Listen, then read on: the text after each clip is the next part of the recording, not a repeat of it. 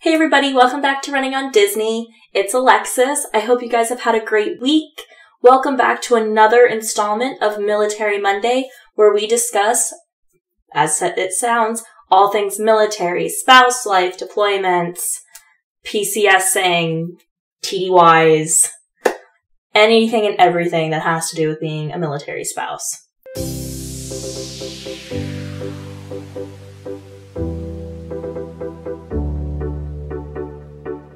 So last week I talked about how to really celebrate those special occasions when your spouse is gone.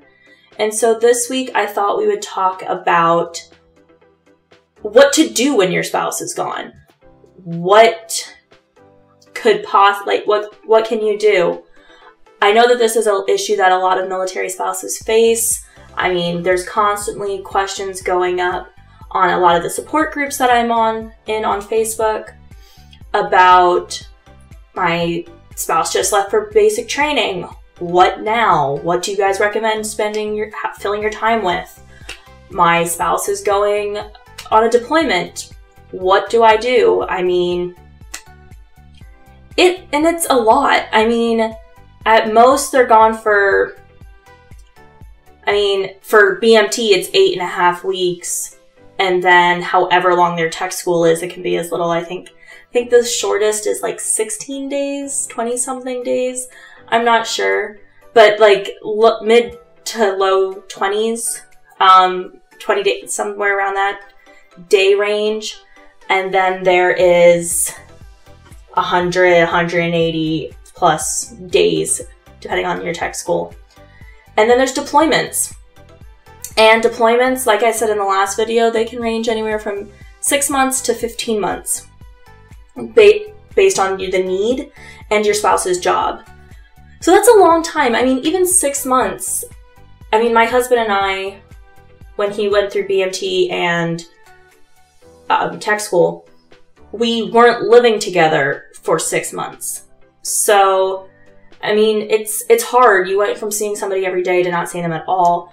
But I'm hoping I have a couple of helpful hints or tips of things that you can do to pass the time while your spouse is either gone at BMT, a training, a deployment. So let's dive right in. So the biggest thing that we all get recommended to do is get a job. And it sounds super obvious and it sounds like, well, you know, we've all probably thought about it, but it really makes a difference. I had moved back down to live with my parents when Andrew went to BMT, and I could not find somebody to hire me for like the first month and a half of his BMT, maybe the first month of his time at basic training. And it was miserable. I mean, I had my family, I had my parents, I had my sister and her kids, but it wasn't enough of a distraction. Like, I could kind of like distract my hands, but I couldn't distract my mind.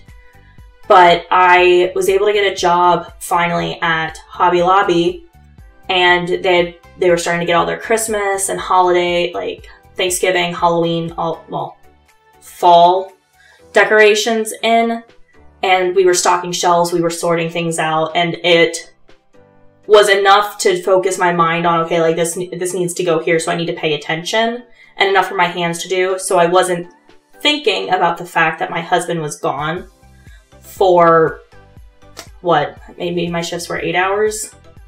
Maybe? No, they were definitely not 8 hours, they were like 4-hour shifts. That sounds a bit more accurate. But still, it was something to do to keep my mind off of the fact that he was gone. So, I mean, again, get a job. It's not the most glamorous way to spend your alone time, but it is something to keep your mind and your hands occupied, so you're not constantly thinking about them not being there. Another option is spending time with your friends and family. Again, it seems pretty obvious, like, well, why wouldn't I, cling to what you have that's stable? But, I mean, it did help. It gave me like I said, it gave me another outlet. I could play with my sister's kids while I was in that mood, and eventually I would get out of the mood and I wouldn't want to sit and cry in a corner for hours on end. But visit friends and family. My in-laws live up in Oklahoma, and I went up there at one point to visit, once during BMT and once during tech school. And again, it was good to just get away, kind of take a step back, focus my energy on something else, rather than when is he going to call, when am I going to be able to see him? So if it's feasible, like if you and your husband or you and your wife moved far away from family, obviously, I mean, that situation, maybe this option isn't the best for you. So it really just depends on your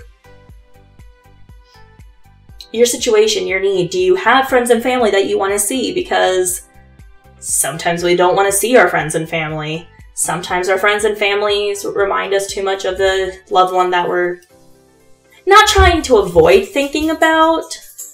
Sorry, my dogs. But you don't want to be looking at a person and be seeing your spouse, especially when you're missing them, because it just makes it so much harder. But that's always an opportunity, going and seeing your friends and family. The biggest thing is having a support system there with you that they may not necessarily understand what's going on, but they know enough about you and about your spouse to be helpful, not hurtful. And if they end up being hurtful, again, that's a completely different situation, but get out. Get out. You don't need that negativity, especially when they're gone, because it'll just make everything so much worse. And I can make an entire video about how that affected me personally, but I don't think you want me airing my dirty laundry on here. And I don't want to be doing that. So, yeah, spend time with friends and family. Another option is go to school or go back to school. So we know for a fact that Andrew is deploying next year. I won't say when, I won't say for how long, and I won't say where, but we know for a fact that he is deploying next year. And I mean, yes, we have 3 lovely dogs that will keep me on my toes and totally busy forever. But I've been thinking about what exactly I can do that is going to keep me focused and keep me occupied. And yes, of course, I'll miss him, but what I can do to pretty much be productive during the time that he's gone. So we've discussed this, and we've decided that I'm going to go back to school and I'm going to get my associates. So I'll be in school full time, 12 to 15 credit hours, depending on the semester. And I'll be doing that for the next 2 years. So obviously, I mean, he won't be gone for 2 years, but I'll be able to focus on schooling and then coming home and taking care of the dogs and making sure the house is clean. And all of these things will line up that it won't seem as bad. Now, don't get me wrong. Nothing that you can do during this separation time is 100% foolproof that you're not going to sit up at night and cry, or you're not going to get super emotional during certain times of the day and just need to break down and have a moment where you give into those emotions. Because that is also healthy. You don't want to put on this front and make it seem like you're happy-go-lucky and I'm so okay with this. Because, I mean, even people who have been in this for years aren't okay when their spouse has to go away. So, I mean, giving yourself into those emotions is something else I recommend doing, because I don't know if you've ever felt this way, but it feels good after you've had a long, hard cry. Like, you could be crying for something completely unrelated, but all of your emotions about everything kind of just sort of fall into place. And if you haven't experienced that, or if that's not how you feel after you've had a good long cry, I'm sorry. But I know for me, personally, crying kind of solves it, so to speak. You get it out, you deal with it right there in the moment, and then you go on with your day. So, kind of my sidetracked fourth thing is give into those emotions every once in a while. You'll thank yourself for it later, or you won't. If it doesn't work out for you, I'm sorry. I'm really sorry. Because it's not fun crying and then still feeling like crap later for a longer period of time, or even worse than you did before. But this kind of brings me to my last point, and I'm going to talk about some other stuff today as well, so it won't be quite as short of a video. But take a vacation. It sounds kind of selfish, and it sounds kind of like, why? But think about it this way. Especially if you don't have kids. I mean, if you have kids and you want to take you and your kids on a vacation, then awesome. This perspective is straight from a mama of no kids, of only dog babies, who it's a little bit easier to leave with a friend or leave at a boarding kennel and go. But I am sure that there are places you want to go that your spouse does not. I can almost guarantee it. Or there's going to be things that you want to do that your spouse does not. I mean, Andrew and I just celebrated our 2nd wedding anniversary. I talked about that last Monday on our anniversary. And for our anniversary, I got to swim with dolphins. Andrew did not want to do that. He was more than fine getting an observer ticket and watching me and taking pictures and seeing how bright the smile got on my face when I got splashed and when I got to give them kisses and when I got to ride them. But it was not his thing. And so I can guarantee you that there's going to be some things that you want to do that your spouse does not. And while they're gone is a great time to take advantage of those. I mean, I don't know exactly what type of things I'll be doing while Andrew is gone, but I might take a little vacation. I might head up to see some of my friends in Pennsylvania. I will probably go out and see his family. In Oklahoma. I mean, now is the time. Now is the time to take those moments for yourself. Because again, you're getting away. You're filling yourself and your days with things that you don't normally get to do. And it's a good distraction. Pretty much everything on this list is a good distraction. It's not like, do this and you won't think about the fact that you're missing your spouse. Or do this and you won't miss your spouse. It's giving yourself a reprieve, so to speak. Like, you won't just sit there in a ball in the corner and cry all day. Now, don't get me wrong. There are going to be days where you sit in a corner and cry all day.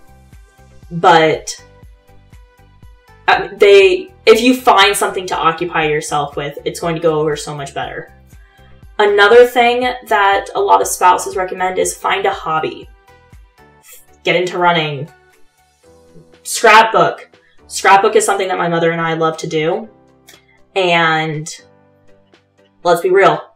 If you're a mom, or if you're constantly on the go for your job or whatever, having something that's mind-numbing and requires no thought, which includes not thinking about the fact that your spouse is not there, go for it.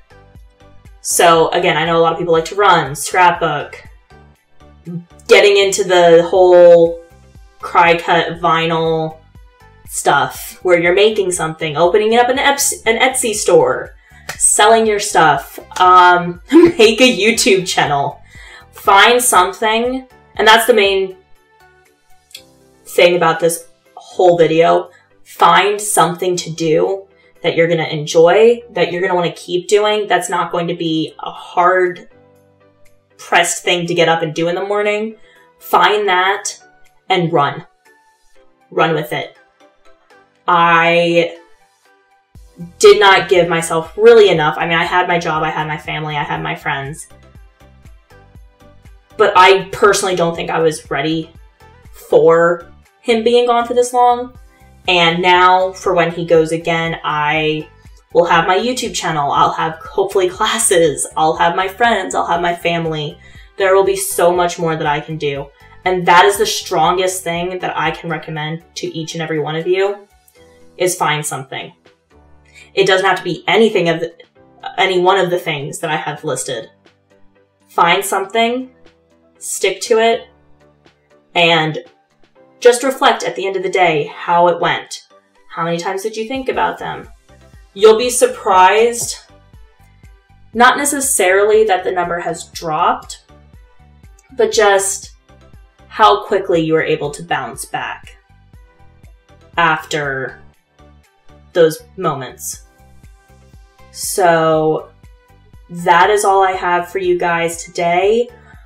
I have some pretty exciting news. Andrew's cousin is graduating from BMT this week, so I'm not sure exactly what type of content I will have for you guys on Wednesday, but it'll either be another vlog or it will be a podcast. It's probably going to be a podcast because that's a little bit easier to put together.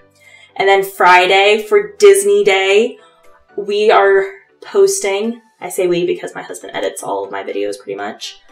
We are posting our Disney Trivia Game Show video that we put together kind of as a bet. So be sure to check that out on Friday. I really loved making that video. It was fun having him actually on the channel, not just on a vlog. So definitely check that out on Friday. As always, you guys, be good to yourselves, be good to each other, love each other, love on each other. I can't say that enough, especially in today's world. I hope you guys have a magical rest of your week. Bye, guys.